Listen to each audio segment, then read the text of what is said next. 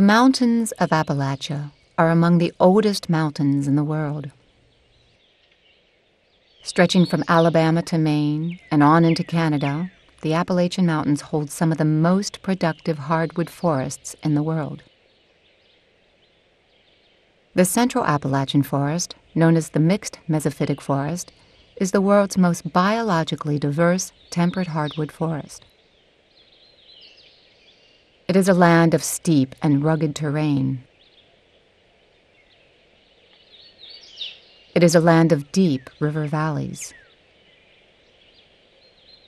lush green forests, and abundant fresh water. It is a land of history and a land of legend. It is a land of plenty,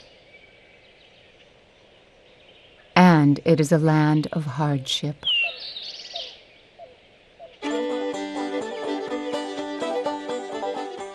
Many people of Appalachia are descended from Scotch and Irish immigrants who crossed the rugged mountains 2 centuries ago seeking a better life.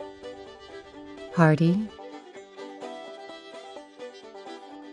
deeply religious, and patriotic. A unique culture that has largely resisted the homogenization of America. Appalachians are proud people, a people with deep connection to the land which surrounds them. The Appalachian Mountains are a rich land.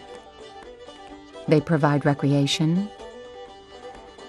They provide wildlife habitat.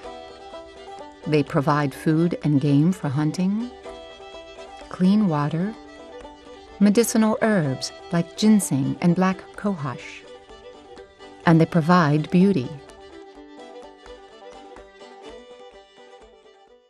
But this is coal country.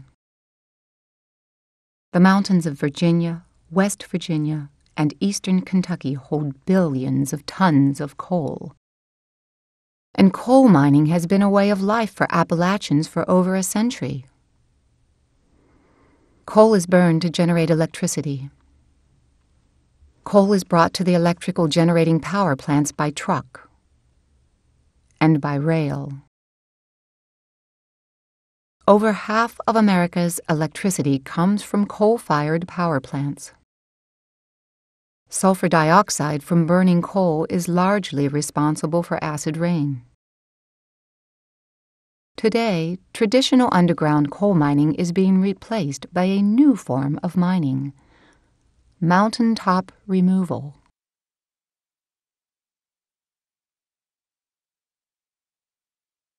Instead of digging underground to get to the coal seams, coal companies now blast away as much as 600 feet of the mountaintop to reach the coal seams.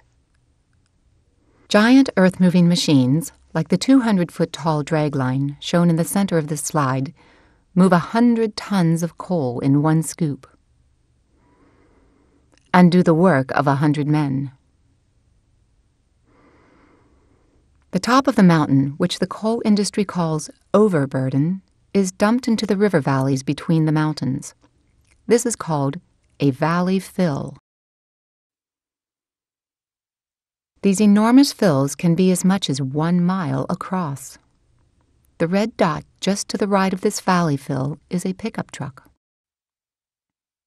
Over 1,000 miles of Appalachian mountain streams have been buried beneath valley fills in the past 20 years. In southern West Virginia,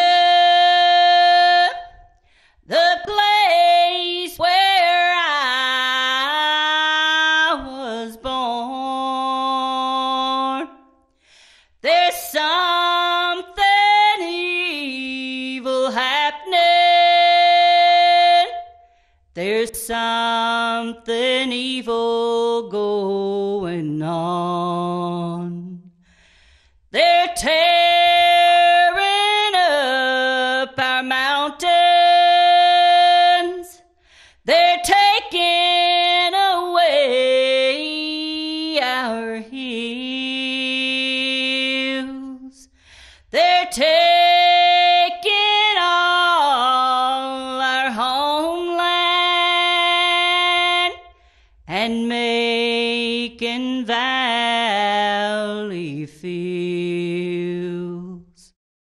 The buried headwater mountain streams once gave life to millions of tiny aquatic organisms.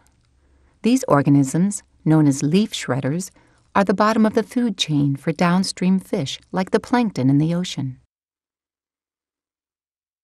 Erosion from the valley fills adds sediment to the clear mountain streams and fills old swimming and fishing holes up with gravel.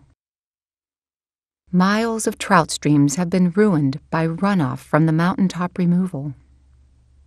Free-flowing, shaded headwater mountain streams have been turned into dry coal mining ditches. And black water spills from Mountaintop Removal mines contaminate streams with black mining sediments and heavy metals. This stream has been contaminated by acid mine drainage. Costs for environmental impacts are externalized from the coal mining company to downstream communities that have to purify the polluted drinking water. To taxpayers who have to fix the roads and bridges damaged by dangerously overloaded coal trucks. And to neighbors whose foundations have been cracked by blasting at the mine. Coal from the Mountaintop Removal mines is processed on the mountain by washing to remove the dirt. The residue from washing is stored behind the earthen dams. There are 653 coal slurry sludge ponds in the mountains of Appalachia. Many are 30 to 50 acres in size, 100 feet deep, and contain billions of gallons of black sludge. In October of 2000, a 2.2 billion-gallon coal slurry pond in Martin County, Kentucky, operated by the Massey Energy Corporation, accidentally released 300 million gallons of black sludge into two mountain streams, Coldwater Creek and Wolf Creek. The spill was over 20 times the size of the Exxon Valdez oil spill. Fish, turtles, and other stream life were buried under 8 feet of sludge. Drinking water supplies were contaminated 80 miles downriver. The EPA called the spill the worst environmental disaster ever in the southeastern United States. The coal company called it an act of God. In February 1972, a Pittston Coal Company coal waste dam on Buffalo Creek in West Virginia suddenly failed, sending a 30-foot-high wall of water through a crowded valley just as residents were eating breakfast. 125 people were killed in the disaster. 4,000 were left homeless. Pittston called the disaster an act of God, but survivors call it an act of man. The coal mining industry has a long history of accidents and environmental destruction. Yet nothing so far can compare with the devastation of mountaintop removal.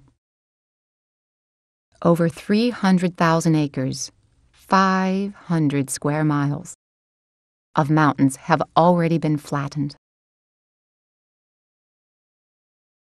Experts say that at the current pace, half of the mountains of southern West Virginia will be gone in the next 20 years.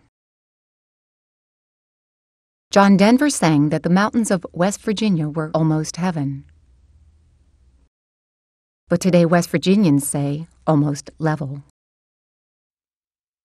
5 years after the Buffalo Creek disaster, in 1977, Congress passed the Surface Mine Control and Reclamation Act, known as SMCRA. Under SMCRA, coal companies are required to restore the landscape after strip mining to its approximate original contour. But an exception to the approximate original contour rule was included in the SMCRA law for mountaintop removal mining.